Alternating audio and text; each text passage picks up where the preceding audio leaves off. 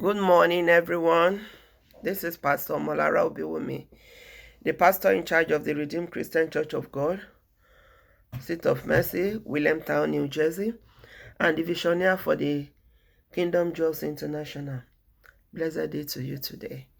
This is the day the Lord has made. We will rejoice and be glad in it in Jesus' name. The Lord that we serve is a good God, wonderful, mighty. He has seen us to another Friday again. Glory, honor, power, majesty be to his holy name, in Jesus' name. Today we are going to talk about something very crucial in our marriage. But before we go ahead, let us pray.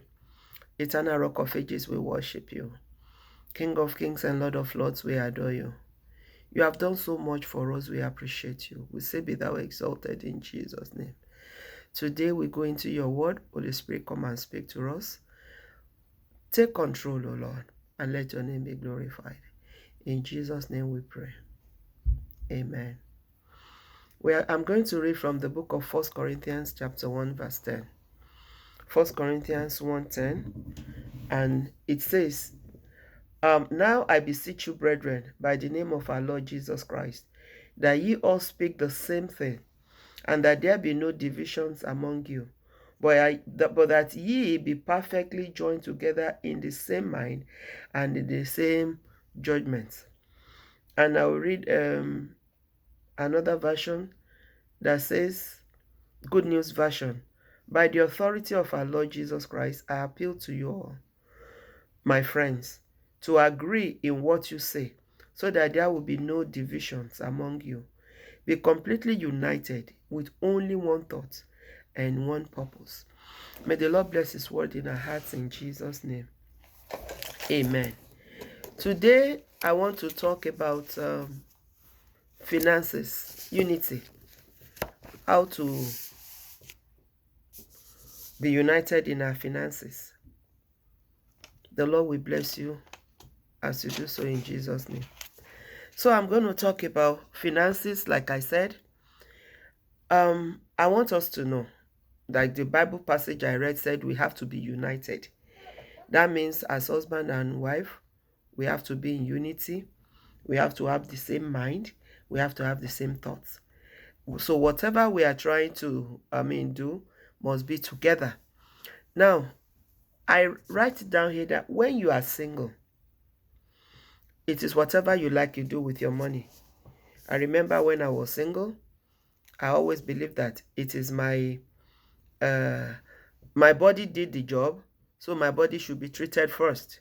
So when I get paid, first thing I do is go to where I know how, where I will buy food, I eat. Actually, in those days, I used to love fish head. There was this woman that used to sell that near where I worked. So I'll buy fish head and malt and so on and so forth. But after marriage, things changed. Things changed because it's not that I can't buy fish head, but even for whatever reason, I just stopped thinking like that.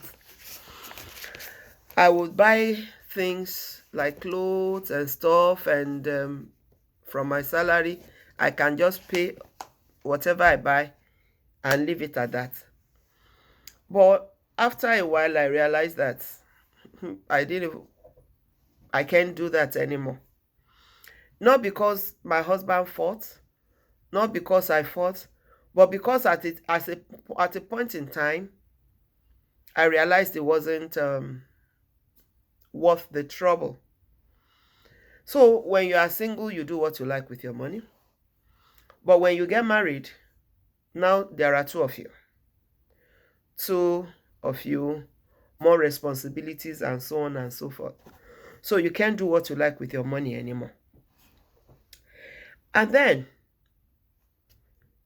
you have how do I do my finances? What do we do about finances?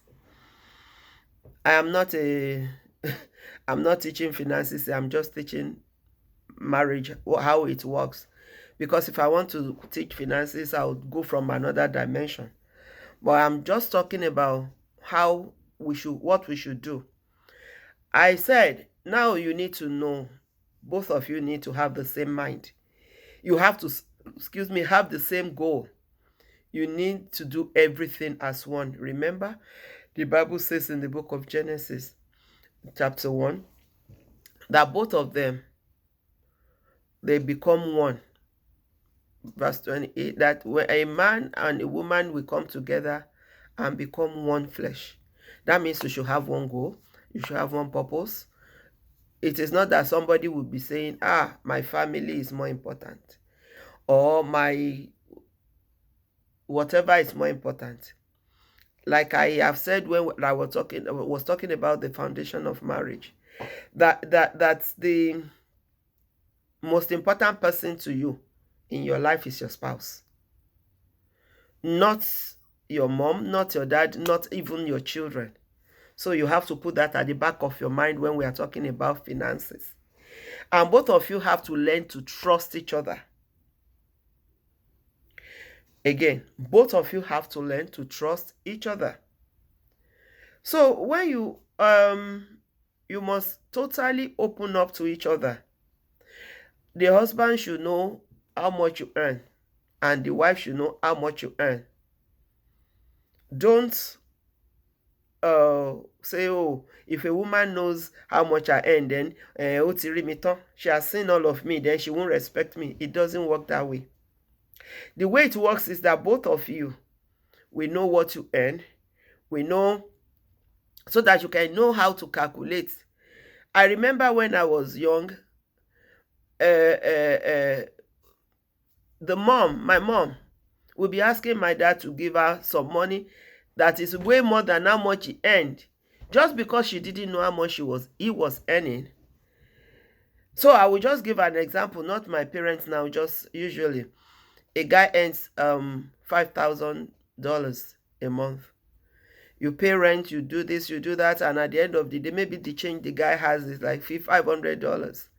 And the wife is saying, my darling, this month we have to buy something of 1,000.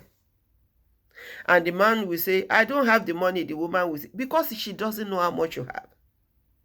When you are open to each other, there begins understanding.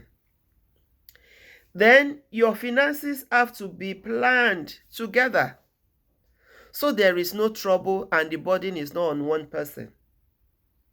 Two of you come together. First of all, when both of you get your salary, your paycheck, as we call it here in America, both of you will remove your tithe. It's so important. And then you can now decide on the offering you want to give together. But the tithe must be taken off before you now put the money together and say, okay. Or you put the money together as a family and remove the tithe first. That is the number one thing, God first.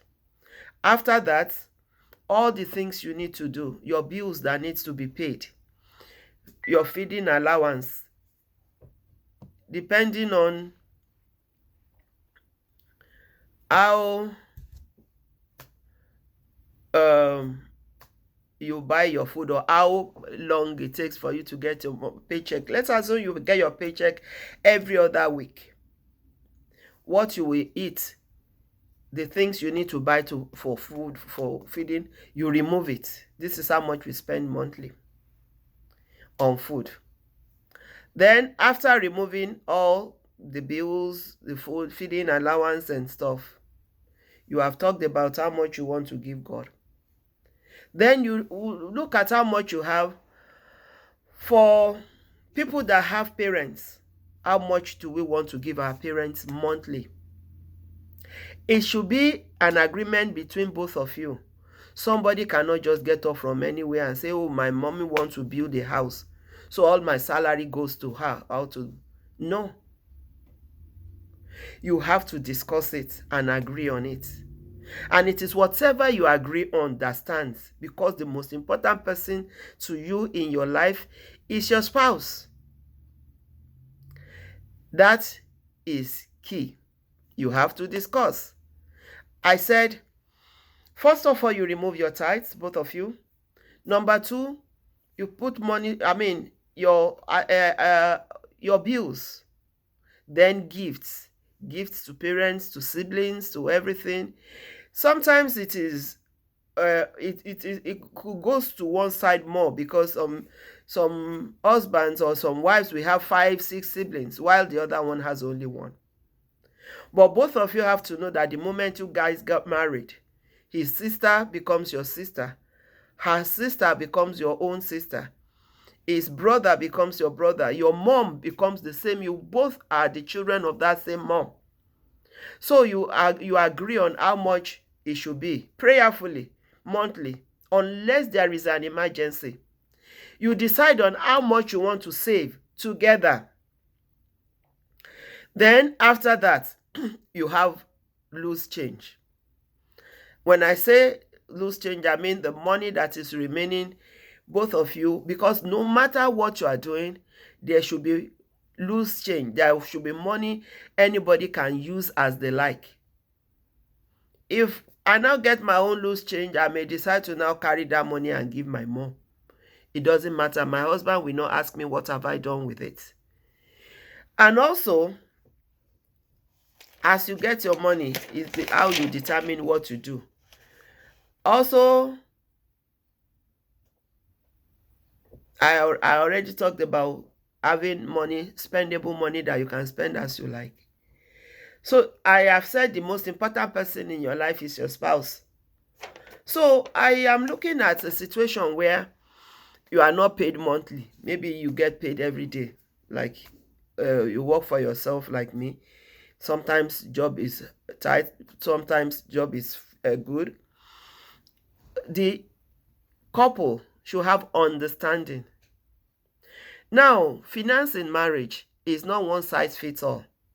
It's the two of you agreeing on what you should do.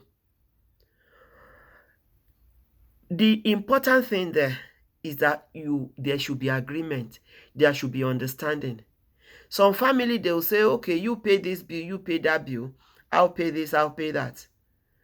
And the moment you pay the bills you are supposed to pay, you can do whatever you like. But my major thing here is that it's good for you guys to, for couples to save.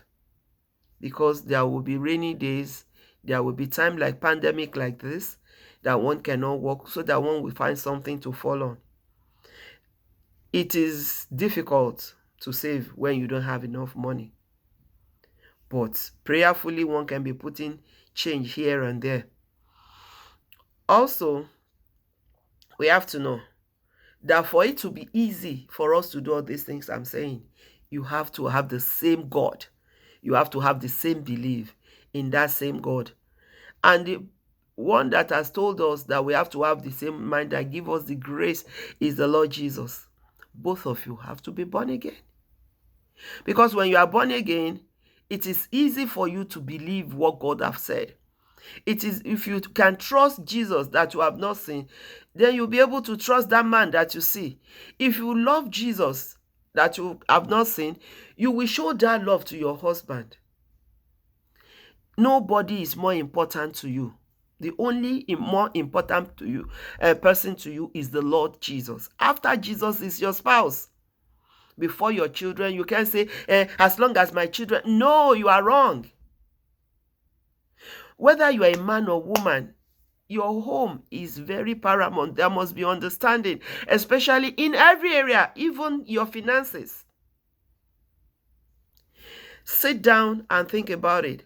Now, I want to give us a challenge. Maybe, let's see how it goes. Within the next 1 month, write down your spending, so that will help you to know how to budget. See the spending, which one is good, which one is excess. And both of you will know how to deal with that. The Lord bless you. The Lord keep you. Share this video and remain blessed. I'll see you next week in Jesus' name. Amen.